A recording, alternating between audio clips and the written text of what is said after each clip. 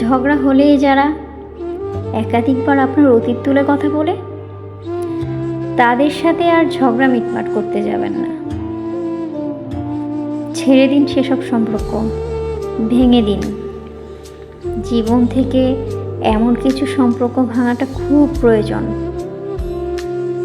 যারা আপনাকে বারবার কষ্ট দেয়, বারবার আঘাত করে, আপনার অতীত আপনার চোখে আঙ্গুল দিয়ে দেখিয়ে দেয়। তারা আর যাই হোক, আপনাকে মেনে নিতে পারেনি, আপনার অতীতটাকে মেনে নিতে পারেনি, আপনাকে ভালোবাসতে পারেনি। আর যে আপনাকে ভালোই না বাসে, তার সাথে আপনি কেন থাকবেন? বড্ড দরকার এড়িয়ে চলা এমন সব বিষাক্ত প্রিয়জন।